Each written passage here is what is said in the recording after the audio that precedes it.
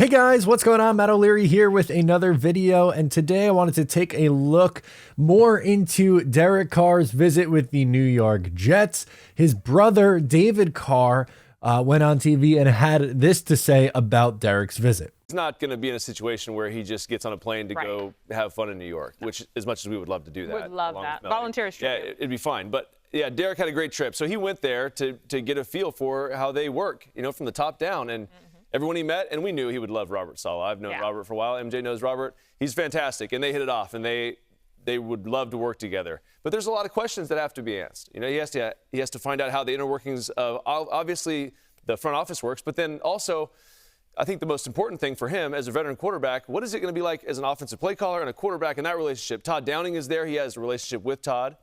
Nathaniel Hackett is also there. So how does all that work? And they had a good chat. They talked about a lot of different things. And obviously the team is just in need of a quarterback and some stability there. They have a lot of good components. There's a lot of things that are very positive about the Jets. He had a great trip. So it's honestly, it's going to be a long process, though. He really only has the Saints, the Raiders, and the Jets to kind of compare those three places. And so he wants to do his due diligence and see as many places as he can to get a feel for what the best place for him will be. So to absolutely no surprise, Derek Carr and Robert Saleh hit it off, which is pretty expected when you consider Robert Saleh is a player's coach. That is not anything out of the ordinary. And I know sometimes you think, well, like, do offensive guys really like playing for him? I think yes. I absolutely do think yes. He has his guys' backs. They see his energy. He's a very likable guy. He's an easy guy to root for. And that's kind of why I'm rooting so hard for the Jets to get a good quarterback this offseason, because I want to see them have success.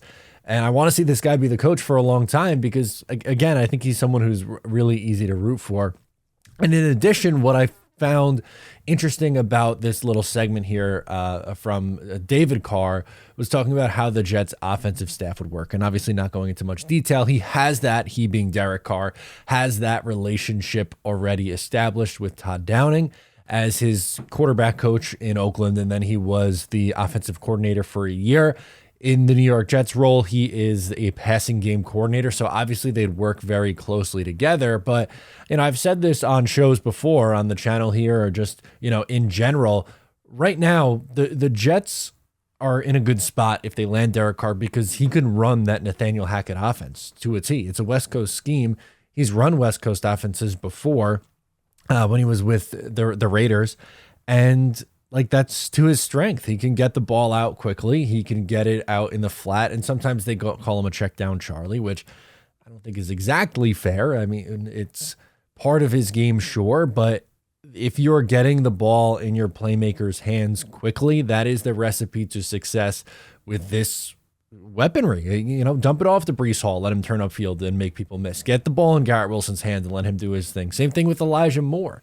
And again, we really don't know as of right now exactly what the Nathaniel Hackett offense is going to look like here with the Jets, because we haven't seen them in practice or the preseason or any, you know, in game, but just based on going what we saw from him in Green Bay and then what he liked to do in Denver, you would have to imagine that, you know, Carr, if he was to get signed, would fit in well there. And then you also had Connor Hughes on SNY, who was saying that pretty much any, you know, negative stereotype that Carr wouldn't be a good fit in New York was kind of put to bed in this visit.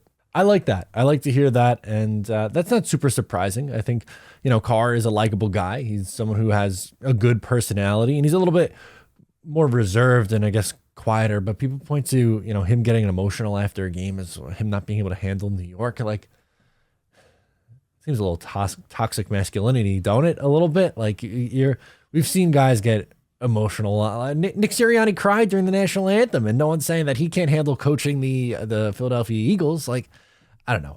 That stuff is weird to me. That's how he is. Fine. You know, I like that he wears his heart on his sleeve. I think he would be fine. Obviously, he is still going to meet with some other teams. Right now, it's pretty much just the Saints and the Jets that he's met with. I'd assume Carolina's going to get in on the mix, and maybe one or two more spots before he ends up making a decision. But the longer this goes, the better it is for the Jets, because they are still kind of waiting for Aaron Rodgers. And we've said it time and time again, they have to come away with one of those two guys.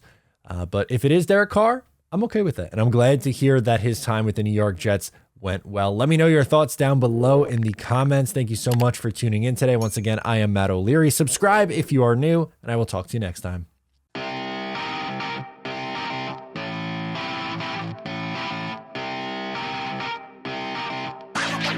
Wow.